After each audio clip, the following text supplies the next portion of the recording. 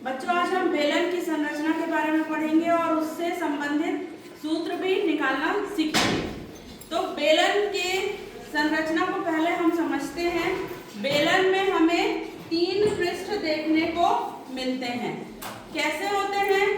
आधार इसका वृत्त के आकार का होता है, शीर्ष भी वृत्त के आकार का, और जो तीसरा पृष्ठ है वो वक्राकार होता है। कुछ इस तरह से ऊपर और नीचे का पृष्ठ वृत्त के आकार का और ये वक्राकार पृष्ठ होता है।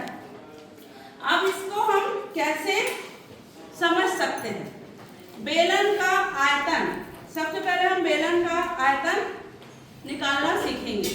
तो हम जानते हैं कि कोई भी वस्तु जितना स्थान घेरती है वो उसका आयतन होता है। अब बेलन का आयतन निकालना मतलब इसके अंदर भरी हुई सामग्री या इसको बनाने में प्रयुक्त सामग्री ही इसका आयतन होगा। तो वो क्या होगा? इसका जो आधार है उसका क्षेत्रफल के साथ यदि हम ऊंचाई का गुणा कर दें तो हमें इसका आयतन मिल जाएगा। इसमें जो भरी हुई सामग्री है वही इसका आयतन होगा। तो आयतन निकालने के लिए हमने क्या किया? वृत्त का आधार है ना, वृत्त का आधार, वृत्त का क्षेत्रफल गुणे ऊंचाई, तो क्या हो जाएगा? पाई आर स्क्वायर बटे वाई आर स्क्वायर एच। अब आप हमेशा पाई के बारे में सुनते हैं, है ना, छठवीं से लेके अभी तक के हम पाई के बारे में पढ़ते आ रहे हैं। पर पाई क्या होता है? पाई एक नियतांक है जो कि किसी वृत्त के परिधि और व्यास का अनुपात होता है। अलग अलग त्रिज्या का वृत्त जब हम लेते हैं और उसका हर बार हम निकालते हैं परिधि बटे व्यास, तो हमें एक नियतांक मिलता है 22/7 के बराबर। तो ये क्या हो गया? पाई आर स्क्वायर एच बेलन का आयतन। अब आते हैं हम बेलन के वक्र पृष्ठ पर। बेलन का वक्र पृष्ठ क्या होता है? ये जो मुड़ी हुई सतह है।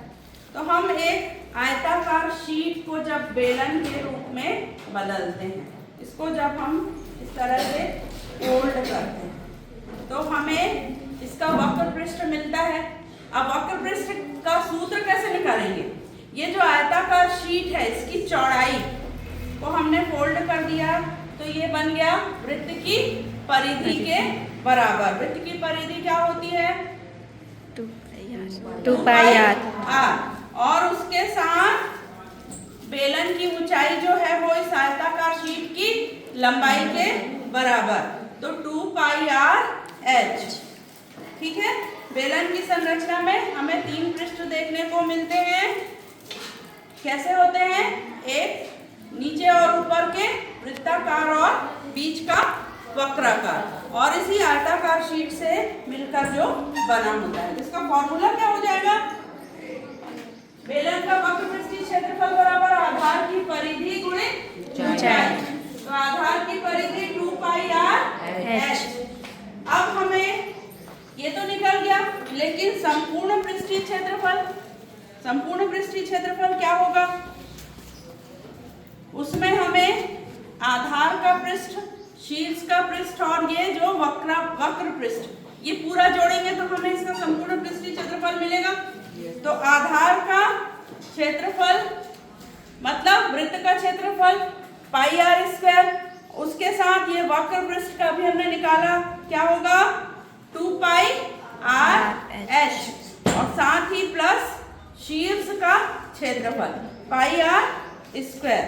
तो यहाँ पर जब हम मान रखते हैं तो देखो आधार का क्षेत्रफल धन वक्र पृष्ठ का क्षेत्रफल धन शीर्ष का क्षेत्रफल बराबर pi r square plus 2 pi r h plus pi r square. अब यहाँ देखो पाई आर स्क्वायर 2 बार आया तो क्या हो जाएगा? 2 pi r square plus 2 pi r h. अब यहाँ से आप देखो 2 पाई आर दोनों में कॉमन है, कॉमन निकाल दो, 2 पाई आर प्लस एच। तो इस तरह से हम इसका संपूर्ण पृष्ठ का क्षेत्रफल भी निकाल सकते हैं। अब बात आती है इकाई की। इकाई के बिना तो सवाल आपका पूरा नहीं होगा। तो यहाँ देखो ये क्षेत्रफल और क्षेत्रफल है, तो क्षेत्रफल की इकाई वर्ग इकाई होती है ना, ये वर्ग इकाई में आएगा, चाहे आपका सेंटीमीटर में हो तो वर्ग सेंटीमीटर हो जाएगा, ये भी वर्ग इकाई में आएगा। और अगर जो भी आपकी इकाई दी हो वो वर्ग इकाई में होगी। और आयतन, आयतन की इकाई घन इकाई होगी, है ना, घन इकाई जो भी होगा वो घन में आएगा। इस प्रकार से हम बेलन की संरचना को आसानी से समझ सकते हैं। Thank you.